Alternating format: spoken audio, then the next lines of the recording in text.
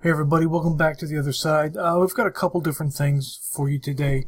There's a lot of interesting things going on as we're closing in on election day. The campaigns are heating up, the rhetoric is heating up, but something we've never seen before, and it's a product of the digital age.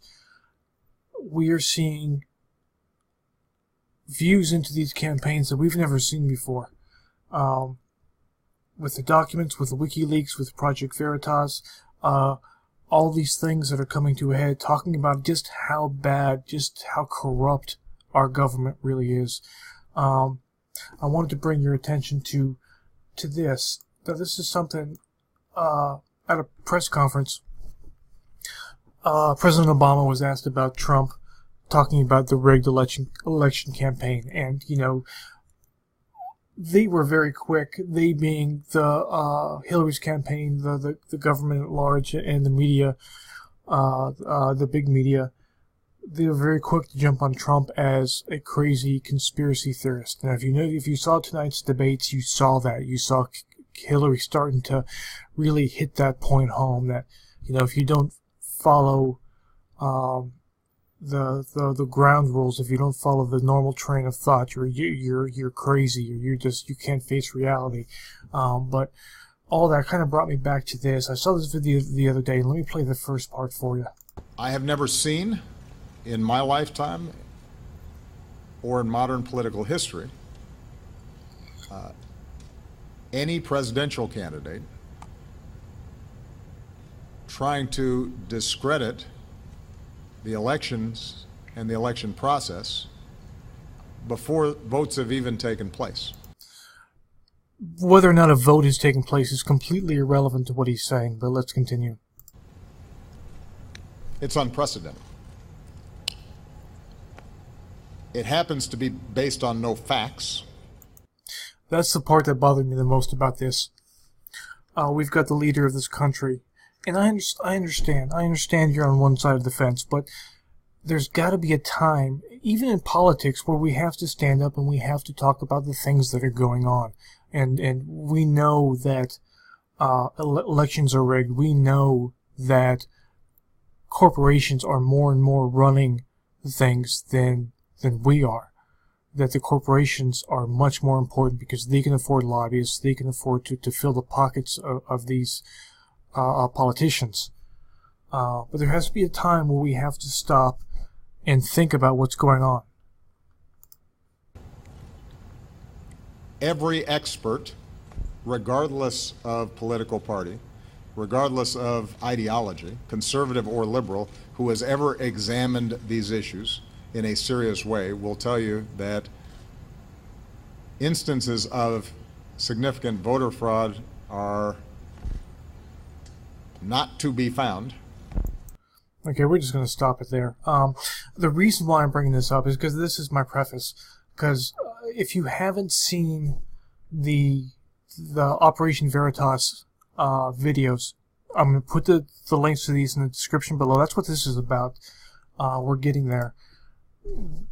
You've got to watch these videos. You absolutely have to. Now, what they did, they went inside the Clinton campaign, and they're exposing the corruption and the rigging that goes on in these elections. And it's kind of leaning towards how horrible Hillary is. But you have to keep in mind that they investigated the Hillary campaign.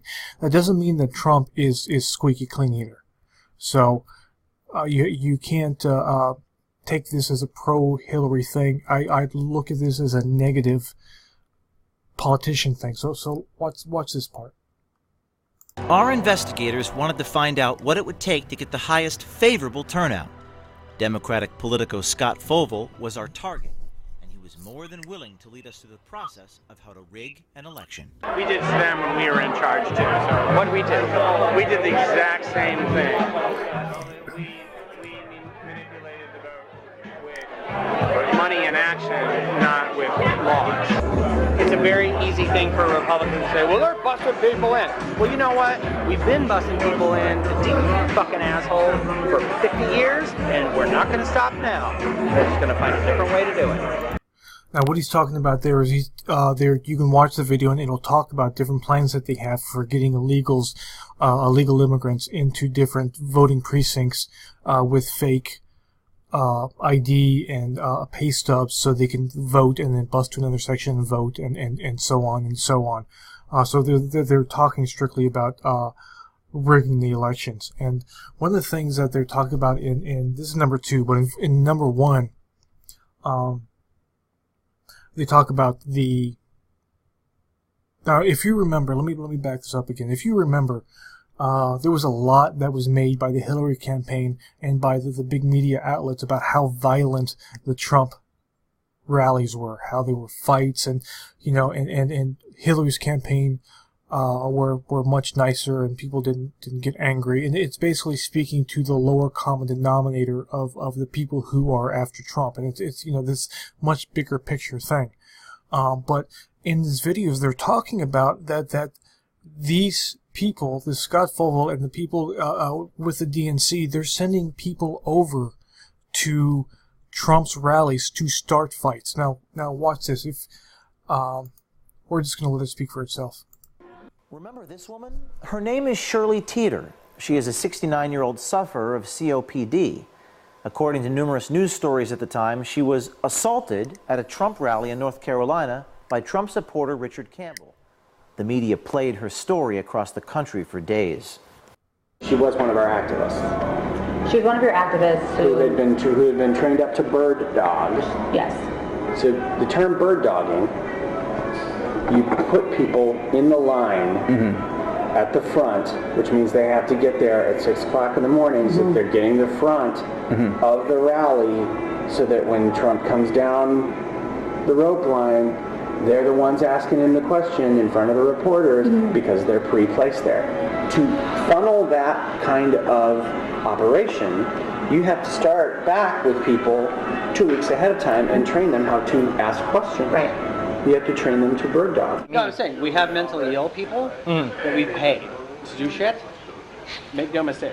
Over the last 20 years, I've paid off a few homeless guys to do some crazy stuff, and I've also taken them for dinner, and I've also made sure they had a hotel and a shower, and I put them in a program. Like, I've done that, but the reality is a lot of, especially in our union guys.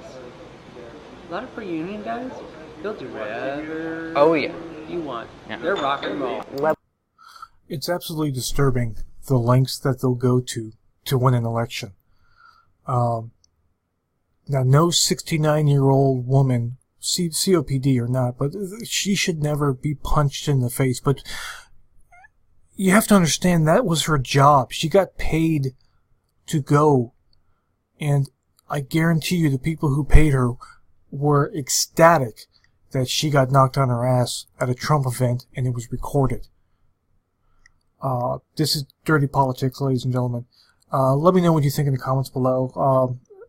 I'm going to put the link to the Project Veritas Action site, or their channel, because you have to watch their videos. They're coming out with new stuff almost every day, and these are not stories, they're not conspiracy theories. These are live.